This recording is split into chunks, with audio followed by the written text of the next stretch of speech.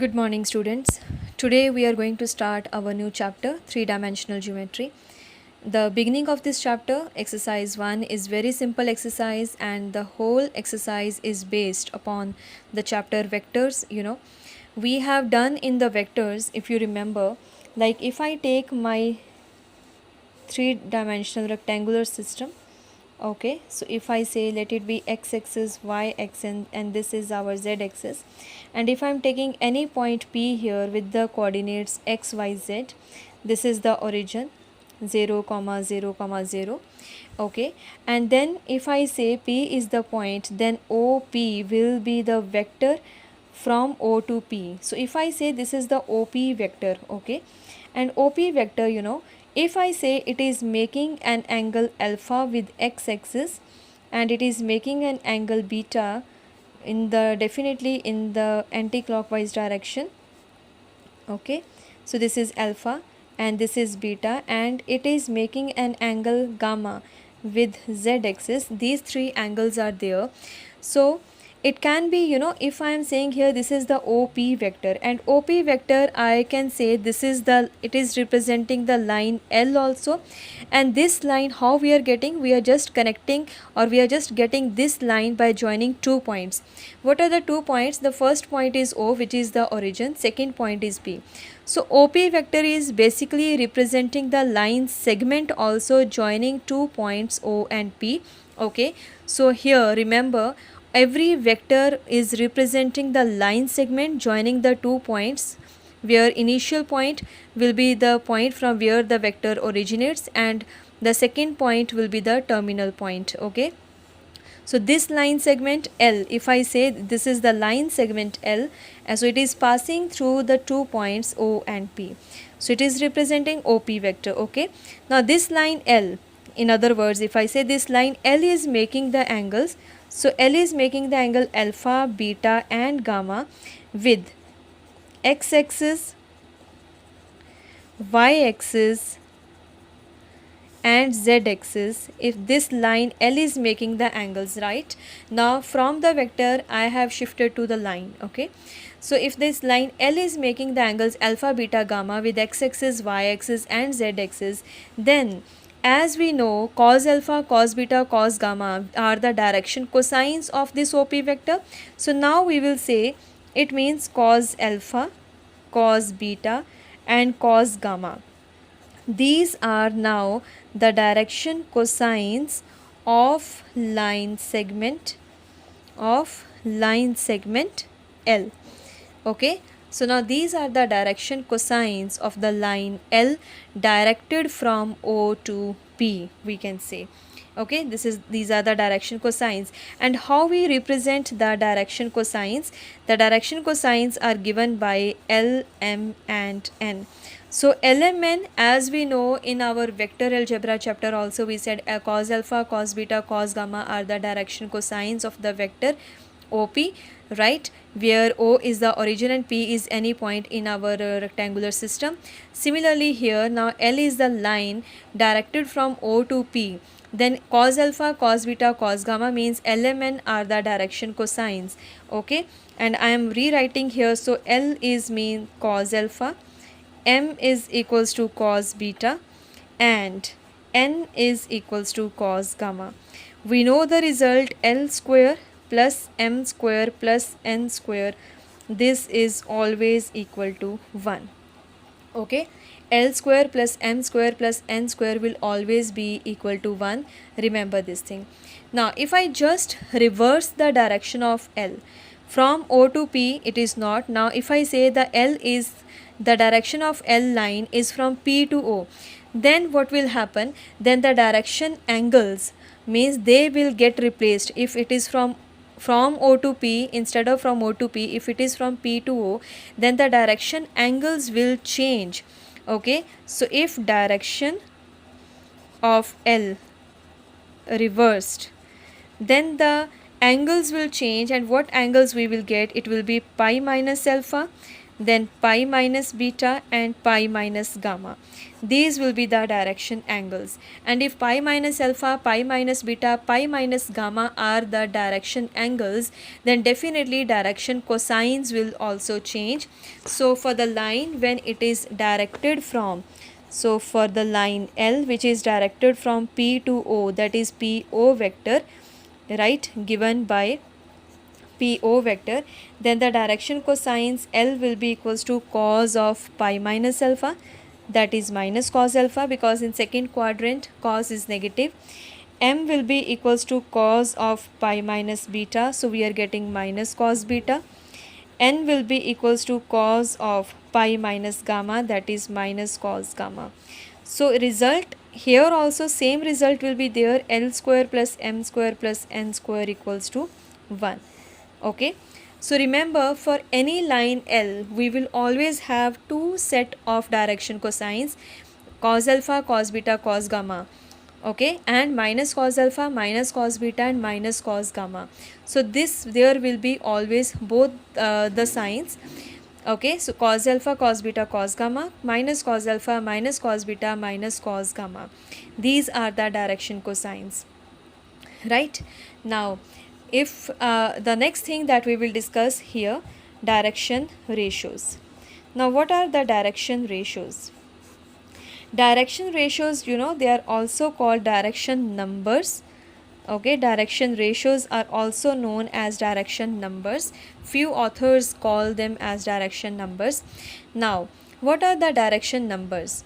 You know, if you know we have any line which in the space which is for example which is having the direction cosines lmn, okay, then there are three numbers which are proportional to the direction cosines, and any three numbers which are proportional to the direction cosines, that means if I say there exist a, b and c, right, such that they are such that you know I say a is equals to k times L, or instead of k, because k we use for the components, if I say a is equals to lambda L, b is equals to lambda m and c is equals to lambda n. So if there exist three numbers a, b, c such that they are proportional to lmn, then these numbers a, b, c are called, then A, B, C, these are known as direction ratios. So any three numbers, remember any three numbers which are proportional to the direction cosines lmn, they are called direction ratios. Okay.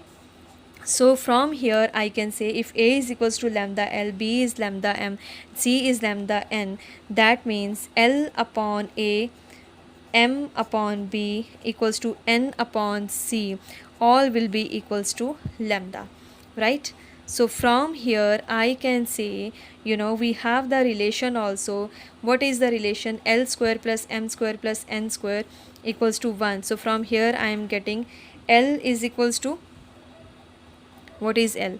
L is equals to A times lambda also. In this way also we can say, okay, and M will be equals to, because they are proportional, so lambda, if okay, if you are using lambda here instead of lambda, I can say let it be K, because here it will become 1 by lambda. So just to avoid the confusion we can do this thing also. So L value will become K times A, instead of lambda let us write down Ka. M will be equals to K times B and N will be equals to K times C. Now as we know L square plus M square plus N square is equal to 1. So here if I just substitute the value, I will get K square times A square plus B square plus C square equals to 1. So the value of K will be plus minus 1 divided by A square plus B square plus C square square root.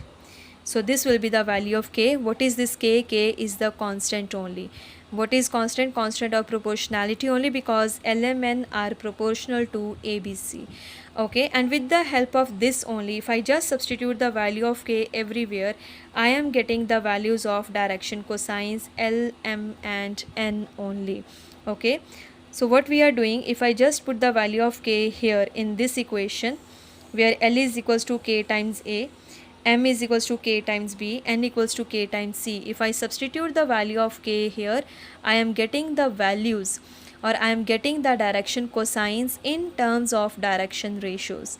So how we are getting? If I mark it as 1 and let it be 2, so we can say from 1 and 2. So here we will write down from 1 and 2, the value of L will be plus minus a divided by root of a square plus b square plus c square. M will be equals to plus minus b divided by root of a square plus b square plus c square, and n will be plus minus c divided by root of a square plus b square plus c square. And what is this? This is the method to calculate the direction cosines when we are knowing the value of direction ratios. Okay, that is it. Now if I say, for example, okay, this thing also we have done already. I am taking again the system x-axis, y-axis and z-axis. Let us say there we have a line joining 2 points. Now P point is x1, y1, z1 given, and Q point is this. It is having the coordinates x2, y2 and z2. Now as we know, we have done in our vector algebra chapter.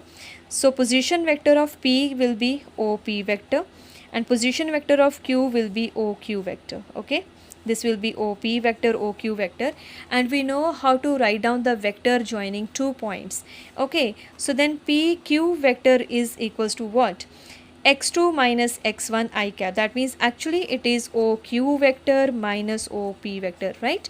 Position vector of Q minus position vector of P. And directly, as we know now how we can write down, it will be equals to x2 minus x1 I cap plus y2 minus y1 j cap plus z2 minus z1 k cap. Okay, so this will be the vector joining 2 points P and Q. That means I can say here this is the line, or this is the line joining 2 points PQ. Now PQ is representing the line also. When I say PQ vector, I am using, it is the vector joining 2 points. Otherwise it can be the line L also joining 2 points P and Q, right? So this is the equation of the line in the vector form, right? Now the next thing, how if I know this equation, then what will be the direction ratios of this line L, right? Then direction ratios, what will be the direction ratios of PQ line, or the vector joining 2 points P and Q, one and the same thing. Now the components which we are writing here with I cap, j cap, k cap, that means these scalar components. Okay, in vector algebra chapter we called them scalar components. So these scalar components x2 minus x1, y2 minus y1, z2 minus z1, these are known as direction ratios, these are known as direction numbers, and in vector algebra chapter we called them as scalar components. Okay, so the direction ratios of this line PQ vector or the line L will be x2 minus x1 comma y2 minus y1 and z2 minus z1. These are the direction ratios. Okay, and now if I know the direction ratios, what will be the direction cosines? Then the direction cosines will be the other way. Okay, before going to the direction cosines, as we said, if I am having the line PQ, the direction is from P to Q, the same line can have the direction from Q to P also. If the direction is from P to Q, line is same, it can have the direction from Q to P. Then what will happen? Then the direction ratios will be ulta, x1 minus x2, y1 minus y2, z1 minus z2. So we will say the direction ratios of the line will be, here I am saying direction ratios of PQ vector, and next if I say, we will write down and direction ratios of QP vector. What will be that? It will be x1 minus x2, direction is changed, y1 minus y2 and z1 minus z2. So we will say therefore direction ratios of a line, okay, direction ratios of a line joining two points. What are the 2 points? x1, y1, z1 and x2, y2, z2. What will be the direction ratios of the line joining 2 points? It will be x2 minus x1, y2 minus y1, z2 minus z1. This will be the first set, right? Or it can be x1 minus x2 comma y1 minus y2 comma z1 minus z2. This set also will represent the direction ratios only of the line joining 2 points x1 y1 z1 and x2 y2 z2. Remember this thing. Both the sets will be the direction ratios only. Clear? So in this exercise generally we will be calculating the direction ratios and direction cosines only. So if I know the direction ratios of the line joining 2 points, right, then direction cosines of the line, what will be the direction cosines of the line? This line L only, same line which is passing through 2 points, it will be L will be equals to x2 minus x1, okay, divided by PQ. y2 minus y1 means this will be M, okay, let me write down here. So M will be y2 minus y1 upon magnitude of PQ, and N will be z2 minus z1 divided by magnitude of PQ, definitely plus minus sign, because it can be x1 minus x2 also, y1 minus y2 also, z1 minus z2 also. So always we will give the answer like that only. Remember one thing. But if the direction ratios are given, then directly, if it is given, if only one particular set is given, if this set is given, then no plus minus sign, then I will just write down x2 minus x1 upon PQ, y2 minus y1 upon PQ, z2 minus z1 upon PQ. If second set is given, then correspondingly the direction will means plus minus sign will come. But when we are calculating the direction ratios and then writing the direction cosines, then both the signs we have to consider plus minus. Okay, now let us do sums of exercise 11.1 which are based upon these two concepts only, direction ratios and direction cosines. The first is, if a line makes angles 90 degree, 135 degree and 45 degree with x-axis, y-axis and z-axis, find the direction cosines. I think this is the simplest sum of the chapter. You people will be able to do. So L is cos 90 degree, M is cos 135 degree, N is equals to cos 45 degree. All the three values you people can calculate, and those are the direction cosines. Okay, the next sum. Now second sum is, find the direction cosines of a line which makes equal angles with the coordinate axis. Now equal angles with the coordinate axis means the given thing is alpha is equals to beta equals to gamma. All the three angles are equal. Let us say it is theta.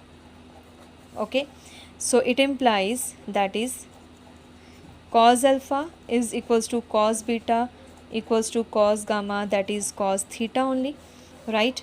So L is equals to M is equals to N. Let us say this is L only. We have to find the direction cosines. Now the question is how we will find the direction cosines when all three are equal. You know, we know that sum of the squares of direction cosines is equal to 1. So we will use this relation. It implies all are equal. So this is equals to L. It means L square plus L square plus L square is equal to 1. So L square will be equals to 1 by 3. So L will be plus minus 1 by root 3. If L is plus minus 1 by root 3, it means what are the direction cosines? So the direction cosines will be plus minus 1 by root 3, plus minus 1 by root 3 and plus minus 1 divided by root 3. All the three direction cosines will be same. Now notice here we have taken plus minus sign because we are not given the direction ratios set. If one particular set of direction ratios was given, then only one set of direction cosines will come. Okay, but here nothing was given, only condition based upon angle was given. So correspondingly we are getting the direction cosines, right? Now Sum number 3 is, if the line has direction ratios, now we are given the values of direction ratios. Direction ratios are given. These are -18, then 12 and -4. You have to find the direction cosines. This you are supposed to find. That means we are given the value of A, B and C. A is -18, B is 12, C is -4. Right? One particular set is given. That means only one set of direction cosines will come. If A, B, C are given plus minus, then LMN also will be having two plus minus signs means. So L will be equals to A divided by root of A square plus B square plus C square. M will be equals to B divided by root of A square plus B square plus C square, and N will be equals to C divided by root of A square plus B square plus C square. I hope you people can substitute the values, and calculation part you will be able to do. ABC values are given. We will just substitute the values and we are getting the direction cosines. Okay. Sum number 4 now we will discuss. Sum number 4. In sum number 4 we have to show that the points are collinear. Okay. Show that the points. What are the points? 2, 3, 4, -1, -2 and 1, and the next number is 5, 8, 7 are collinear. We have to show these are collinear. Okay, before doing this sum, let me remind you people, as I said that A, B, C, these are proportional to LMN respectively. If they are proportional to LMN, that means A is equals to lambda L, B is equals to lambda M, and C is equals to lambda N. If they are proportional, then A, B, C can be, if I say here, then K times A, K times B and K times C, these also will be proportional to the direction cosines LMN. If ABC are proportional, the scalar multiples of ABC will also be proportional to LMN respectively. Okay, remember this thing. So if ABC are the direction cosines for any line L, then KA, KB, KC will also be direction cosines of that line L. Okay, then any number, any scalar if comes, that will also represent the direction cosines of that line L. It means we can say that there are infinitely many sets of direction ratios for the given line. So we can say, n not n times, K times A, K times B, K times C are the direction ratios of the line L, right, where K is any non-zero scalar. This is the point, where for any non-zero scalar K, Ka, Kb, Kc will be the direction ratios of the line L if A, B, C are proportional to LMN. This is the condition. If ABC are proportional to, if ABC are proportional to LMN. This is the condition. So this result is important, and based upon this result we can say any line, whatever line is given, that line can have infinitely many sets of direction ratios. Remember. So if any one line is given, that line can have 2 sets of direction ratios, 3 sets of direction ratios, or infinite sets of direction ratios. Now I will use this concept here to prove that these points are collinear. What we will do here, if I say this is point A, point B and point C, okay, and I find the direction ratios of AB, then we find the direction ratios of BC. If they come proportional, what does it mean? The direction ratios of AB and direction ratios of BC are actually the direction ratios of the same line. If they are the direction ratios of the same line, it means they are collinear. That's it. So we will first of all find the direction ratios of AB. Okay, or the direction ratios, I will let me write down here the direction ratios of the line joining A and B. Okay, so A and B means from A to B I will do. So what will be the direction ratios? It will be terminal point minus initial point, x2 minus x1, y2 minus y1, z2 minus z1. So minus 1 minus 2, it will be minus 3, then minus 2 minus 3, it will be minus 5, and 1 minus 4 is minus 3. Okay, these are the direction ratios. Clear? Minus